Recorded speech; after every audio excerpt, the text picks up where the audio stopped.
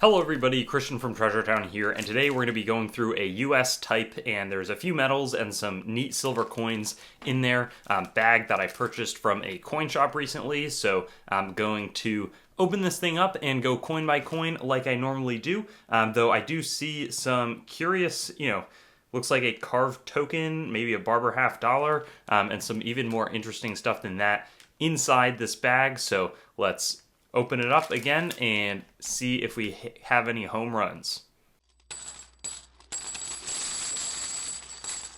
And there's that German coin very prominently featured, but I'm going to also pour this out, and it looks like it's more of a US type hunt, which, again, that's what I was mentioning. I'm more excited for that because it's not something I get to do quite as much. So there could be some better types in the mix, and we'll start with this 1880 Morgan Silver Dollar. There's a big hole in it, which is kind of funny, but it's got the S mint, and it was probably used so that it could be like on some sort of a pendant or something. But still, still there's going to be some value on that, and it's sort of funny, but a good start for the items in front of us. Here we've got a 1958 Franklin half dollar, which is not a super pricey coin, but still decent. We've got a war nickel there, 1943p. We've got a 1921 Bern Swiss 1 franc, and after that we've got this 1954 Franklin half dollar S San Francisco mint, so a nice little mint mark there.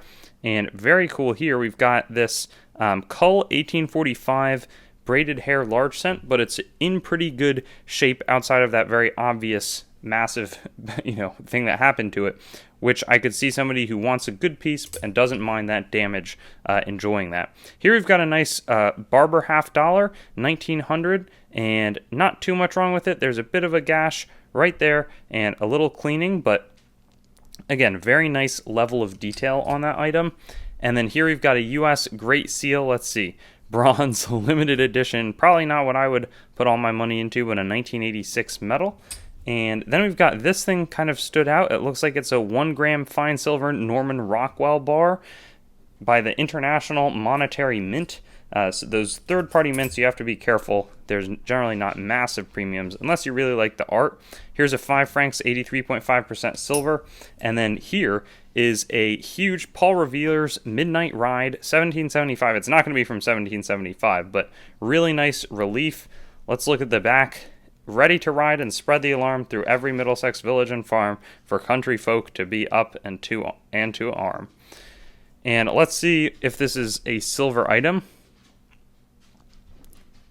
Okay, it looks like that's upside down. And it says Longines Symphonet Sterling. Okay, sweet. Sterling silver. And it's got some charm to it. I'll sell this one, and I'll have to put the weight so that people know what the actual silver content is on that one. Here's some older 1 franc Swiss coins, 1908, 1945, two of the 1945s. Right here is a 1957 1 franc and an 1868 French Empire 1 franc. That's a cool coin. Napoleon III, of course, is Emperor Napoleon's nephew. 1878 here, a $quarter, 25-cent coin, worn, but still in good detail, for a beginner type collector. Then 1909 at 1899 Barber quarter. And then here's a 1969 10 shilling Austrian coin. And it has some very pleasing toning, actually. Often it's much more muted on those items. On the left, we've got an 1877 1 franc, so that really dates back, which is super fun. Then we have a more modern 1965, still the same design, a lot of continuity on the Swiss coins, which is always interesting. And then we've got this older looking, maybe, this one's going to be a 1917, or maybe it's the 16, you never know. Quarter, Standing Liberty, and the reason that you can tell it's a Type 1 is that there's no 3 stars underneath the eagle's breast. And then after that, this is just sort of a random 1 Quetzal coin from 2001 from Guatemala. That's probably not worth more than $1, but it's got some cool rifles on it, which I've always thought was pretty intense. And then over here, we've got a mix of smaller US type. I also am going to take this coin. It says 2 Spielmünze play money, German play money, probably from the 1920s. We've got a very pretty 1944 S cent. And then we've got a war nickel. We've got a 1907 Indian head cent, a 1956 dime, 1907 Indian head cent, 1912 D, slightly better date there. And then we've also got an 1895 and 1905 Indian head cent. So very exciting on those fronts. We've got another 1961, again 83.5% silver with the portrait of Swiss Liberty right there. And I'm going to get another small handful of these items. This is something that you should watch out for. This is what's known as a replated cent. So it's got, the colors are off on it, and it was sort of made by a third, like somebody who felt they could just plate a bunch of these and maybe sell them to newer collectors as being new, but it's replated. This is sort of what an authentic worn 1943 Lincoln cent is. You want to look for the 1944, which has the steel composition because it was a one-year type, but they did leave some planchets left over. 1944 Washington quarter, 1968 5 cents, and then 1952 with some hints of toning S Franklin half dollar.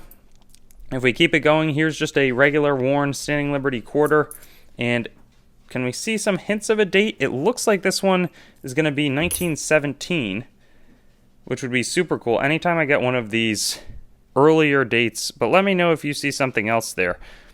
That's always a great day because the base is a little bit more raised, so the date wears off even faster than normal. I think we already looked at that one.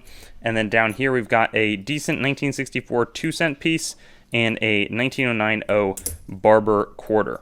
Here's an 1866 3-cent coin. We've got a 1835 capped bust half dime. I haven't sold any of those in a really long time, and I don't think, given that condition, that I'm going to put that in my typeset, so probably become available in my sales sometime soon.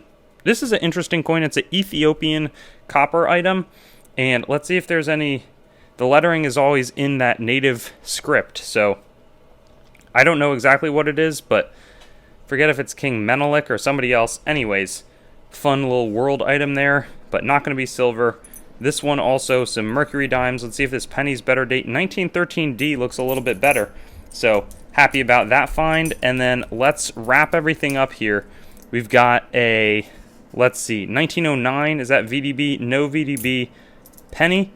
A 1912D, so another slightly better date. At 1895, we've got a 1942, 1904, 1964, half dime that's got some damage, but it's a Civil War date, 1861. How cool is that?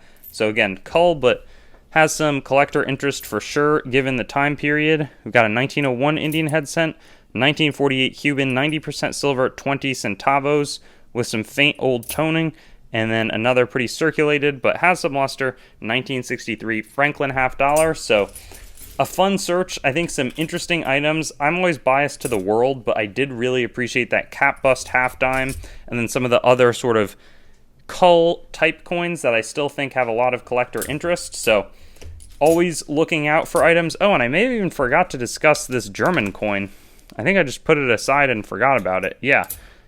Beautiful King Otto of Bayern province. There was some luster on it, which is really nice, and it's probably like an AU coin, but very happy about that, and that'll be a fun item. There's a lot of German states collectors as well, so great little mix here. And again, always thrilled on the unboxings. I like doing the information, but I also like unboxings. Get some exonumia in there, which is fun to learn about, but takes a long time to learn about at the same time. So anyways, another great hunt, and I strive to always take videos of what I'm unboxing because I do it pretty frequently with the pace that I've been buying at, and some of the rest of the team, Isaiah, and some other people have been purchasing. So we always try to fill you in as it happens. Thanks for watching the video, and don't forget to like, comment, and subscribe. Also, be sure to visit our website, treasuretown.com, to stay up to date on everything going on the channel and possibly get some great deals on coins and collectibles. We look forward to seeing you on our future videos, and best wishes until then.